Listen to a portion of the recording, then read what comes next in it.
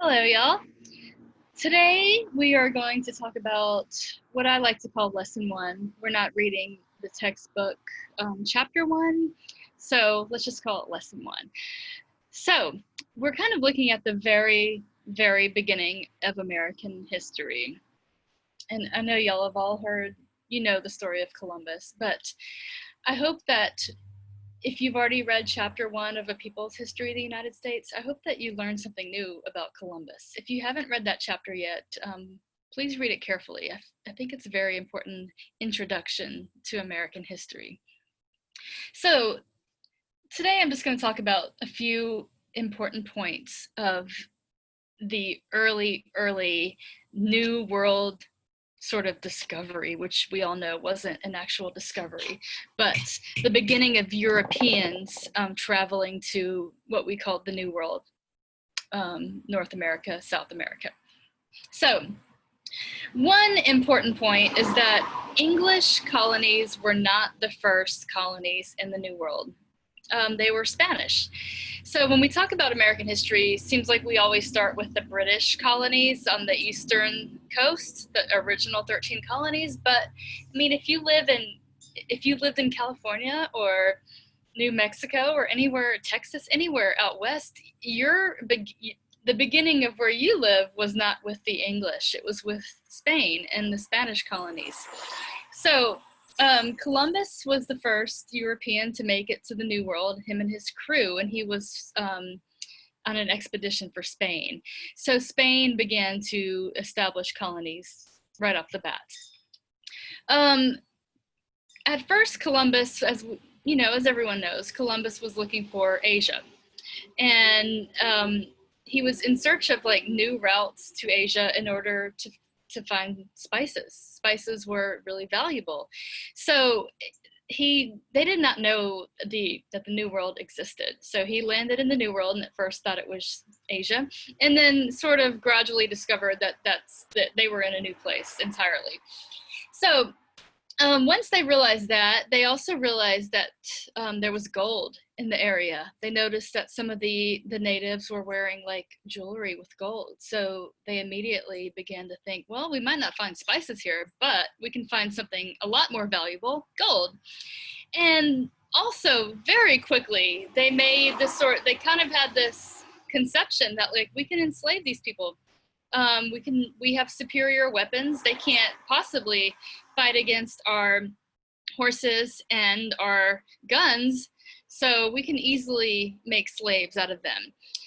So very quickly, Columbus wrote back to the King and Queen of Spain and said this, and this is why we know this. He basically wrote him a letter and said, hey, there's lots of gold here, and these people would make great slaves. So after that expedition, they came back again in search of more gold and more slaves. So that brings us to one of the most significant impacts of what became known as the Columbian Exchange. So first of all, the Columbian Exchange was this exchange between the New World and the Old World being Europe. It was an exchange of plants, all kinds of like crops, different crops, animals, of course, people. At this time, it was just Europeans coming to the New World. Most of the other exchanges went both ways. But the most significant thing that came from Europe to the New World were diseases. Europeans had a lot of diseases that they had grown some level of immunity to. In the past, several hundred years. So they weren't affected by those diseases that much. And smallpox is the main one. But when they came to the New World, the natives had no immunity for those diseases. They had never been exposed to them.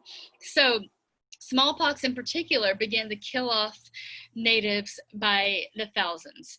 And within a decade, the estimations are that 90% of natives in what we now know as Cuba and the Dominican Republic, and then later even what we now know as like New England in the United States and Mexico, about 90% of the natives were killed off by diseases.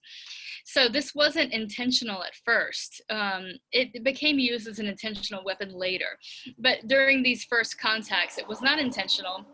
It had a huge impact. How could natives possibly defend themselves against these invasions if they were dying by the thousands?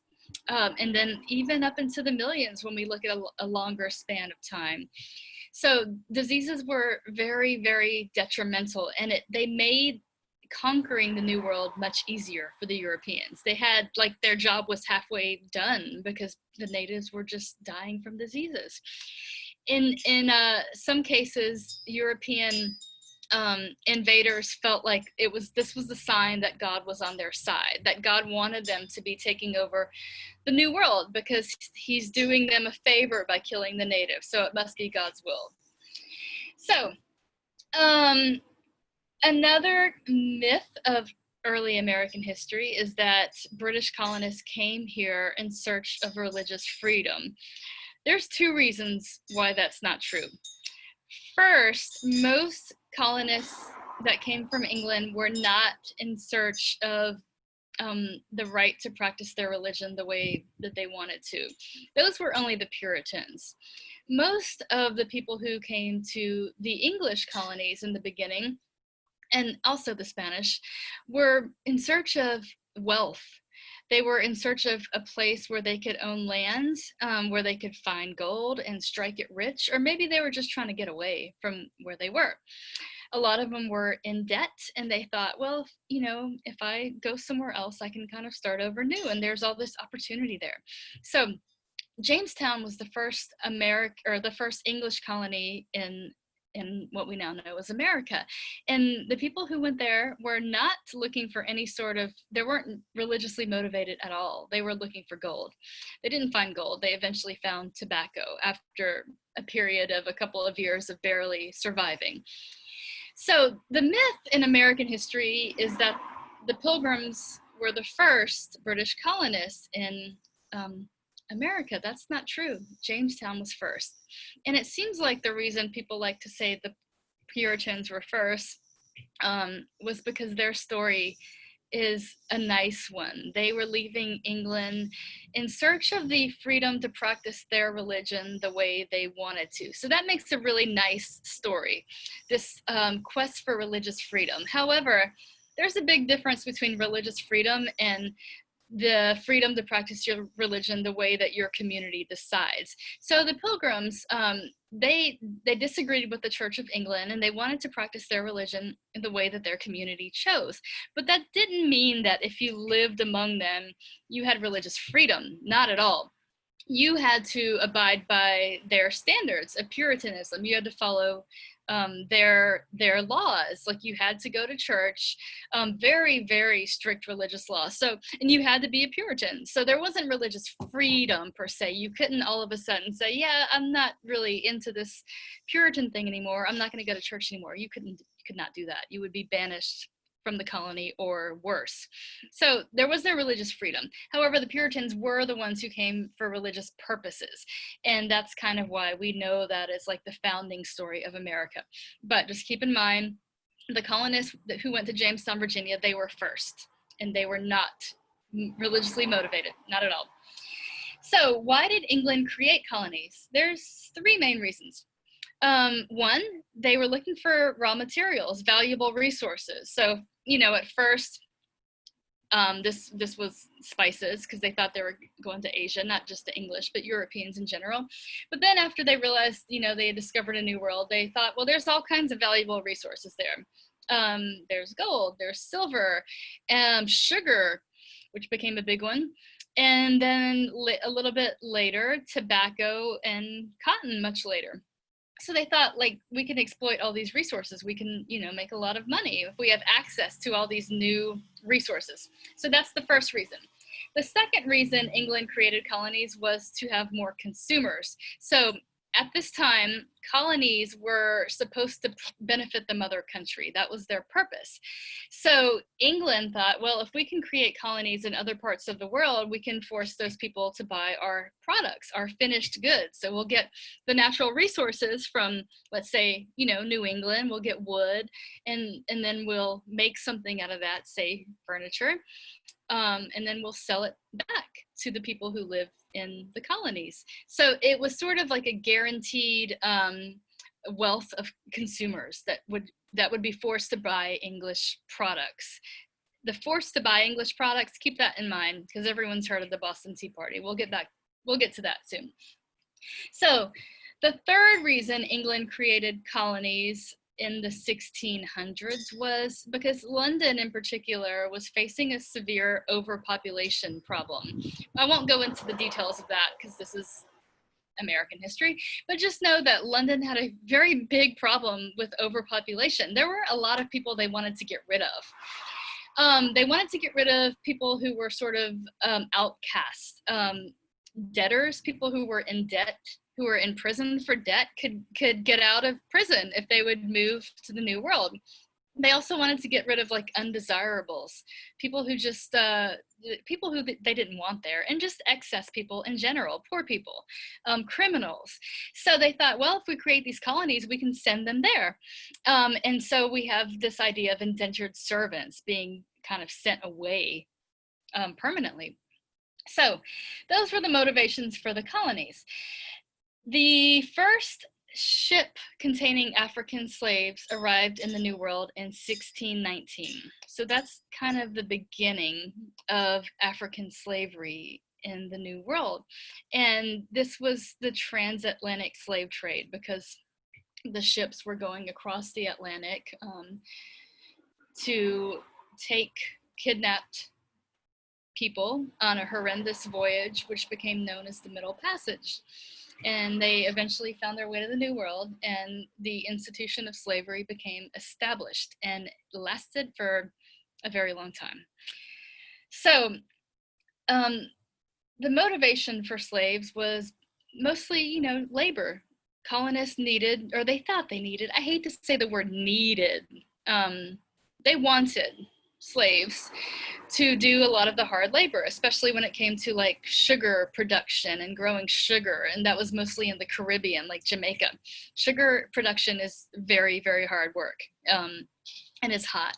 So they wanted a labor force that they could force to do this terrible work.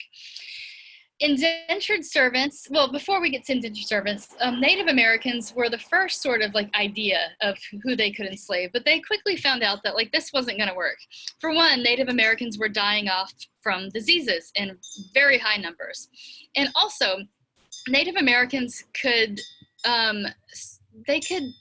rebel against slavery a lot more easily than someone coming from a different place. So Native Americans knew the terrain. This was their home.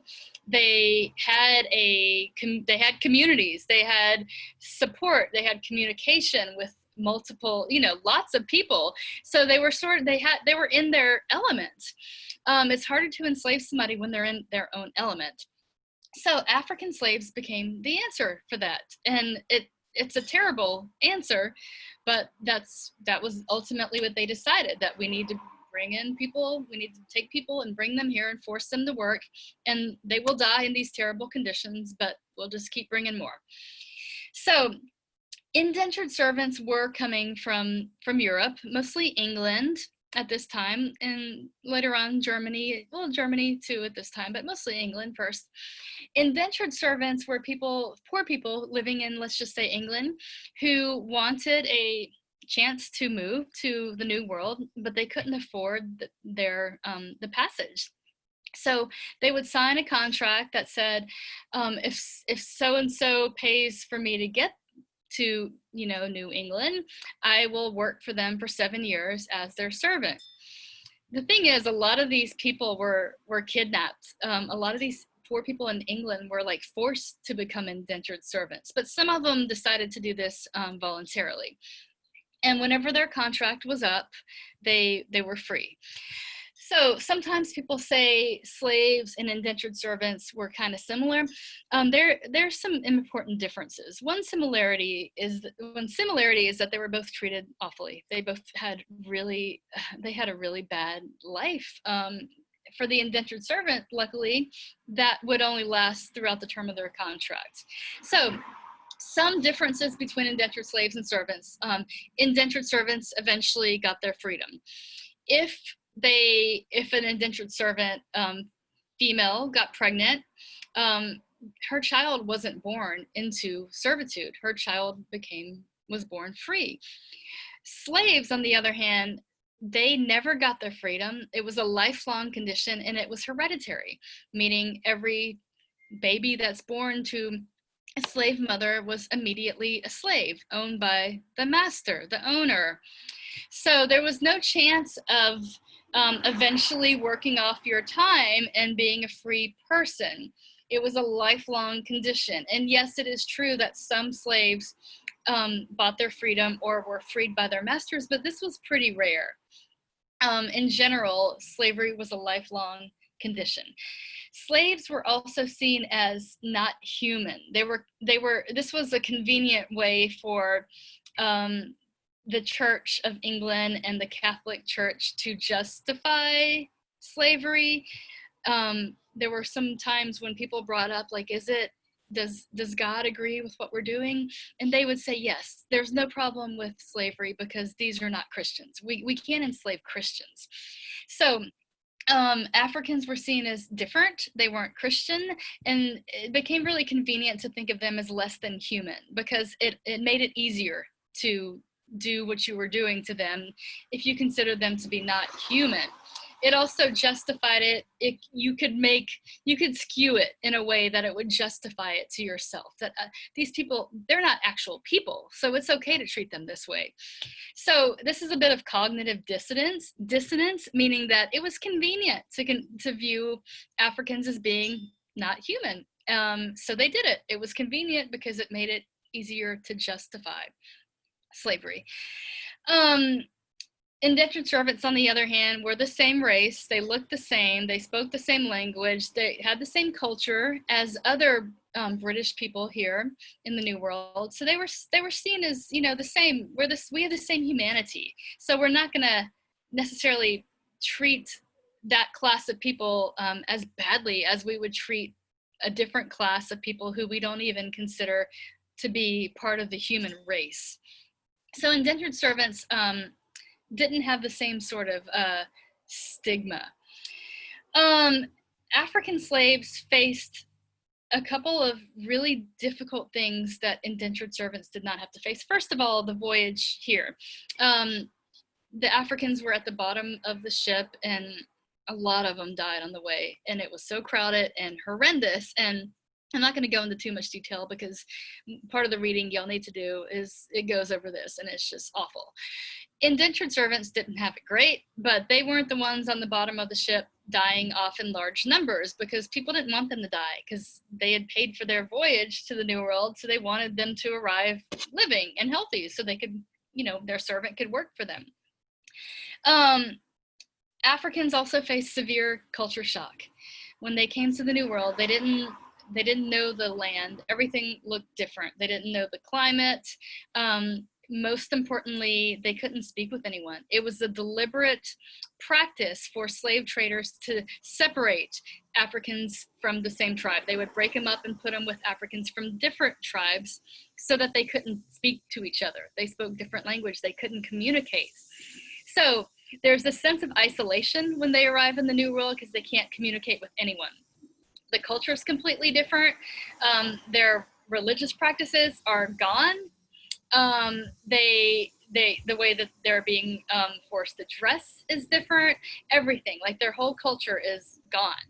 And they had no support system. They had no one at first that they could speak with, no family at first. They later sort of became very creative in kind of creating family structures. But at first, they were completely isolated and alone and not able to even speak with anyone. That made the reason why they were separated by language is, so they can't revolt.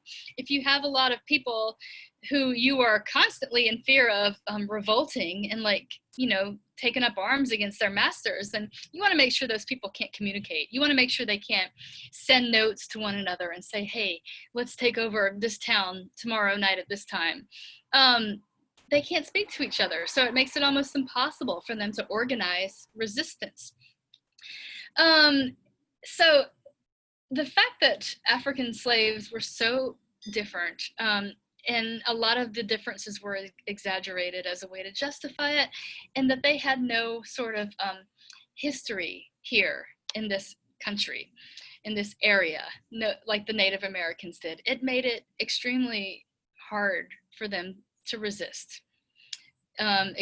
Almost impossible to revolt. It happened, but it was rare because of things that we will talk about later in the semester. But just now, for now, know that this was deliberate. It was deliberate to make sure they couldn't speak to each other, to make sure that the workforce that you have, forced labor, has no sort of community and no sort of this isn't their home. So a lot of tragedies going on here, and I don't mean to end this on a depressing note, but really there's no other way to talk about slavery. So we'll pick up there next week, but just make sure you kind of got the main points of today's lecture, which are the first colony, the purposes of the first colonies, why England created colonies, why colonists came from Europe to the New World, and the differences between slaves and indentured servants. All right, y'all have a nice day.